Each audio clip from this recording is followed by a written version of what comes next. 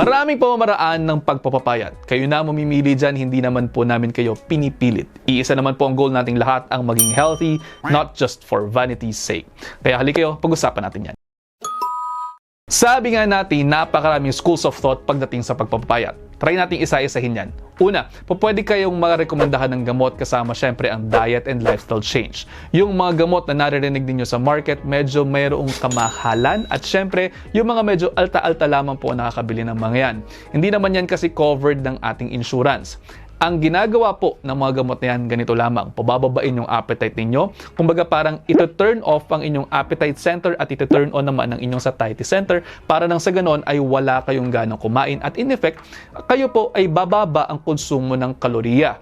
Siyempre, nabubuhay kayo. Kaya kakailanganin ng katawan ninyong gumastos ng calories at ang ending dyan, bababa ang inyong mga timbang. Basically, calories in will be less than your calories out. Kaya ang ending, bababa ang timbang ninyo. Ikalawang pamamaraan, ito na yung mga nakakalitong mga diet tulad ng mga Atkins diet, ketogenic diet, South Beach diet, low carbohydrate diet, meron pa lumabas na mga animal-based diet, paleo, carnivore, plant-based diet, vegan diet, lahat ng yan po pwedeng maging restrictive dieting modalities. Nag-aaway-aaway actually ang mundo tungkol dyan, lahat ng yan po pwede talaga kayong papayatin. Pero again, walang one size fits all dahil po pwede pong ang low carbohydrate diet na gagana kay Juan pero kay Pedro hindi yan gagana. Tapos si Pedro nag-try ng plant-based diet at vegan diet, gumana sa kanya pero hindi naman gumana yan para kay Juan. O, di ba? Parang iba-iba.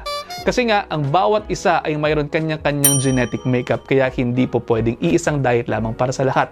Iba-iba po ang reaksyon ng tao. Actually, may mga risks pa dyan sa mga ganyang klase ng diet. Mayroong mga pasyenteng nagkakasakit. Take for example, si Chinky Navasero.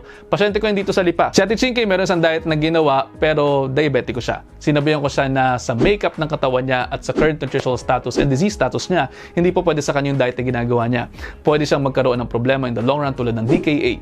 Hindi siya naniniwala. Months and years passed, tinuloy-tuloy niya yung ginagawa niya. Galit na galit sa akin basta't magpo-post ako tungkol dyan. Pero noong pandemya, nabalitaan ko habang naka-duty ako sa isang government hospital, nag-DKA nga si Ate Chinky Navasero. No comatose, milyon-milyon na nagastos sa ospital. Pero pumayat siya. Eh di kung titingnan po natin, mamimit naman po natin talaga yung goal na ganun. Katulad niya, pumayat siya. Nagkasakit nga lang. On the other side naman, meron mga pasyenteng nagvi-vegan diet na hindi tama yung composition kaya nagkakaroon sila ng anemia. Meron ding mga nagiging malnourished dahil sa mga strict dieting na nagiging dahilan ng kanilang pagpanaw. Preventable death kung tutusin nga ang mga ganyan.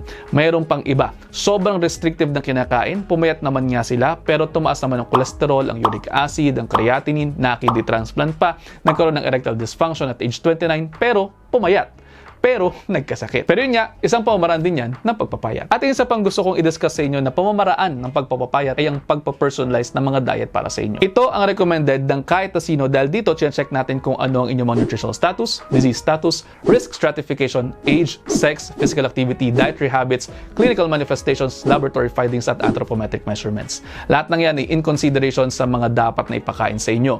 Kaya mahirap magsabi kung ano nga bang diet para kay Pedro na nagtatanong sa comment section kasi nga baka gayanin ni Juana hindi naman para sa kanya yun, mapahamak pa siya.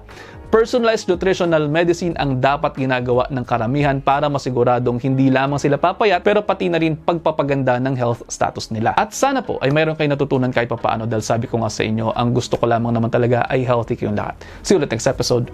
Ingat.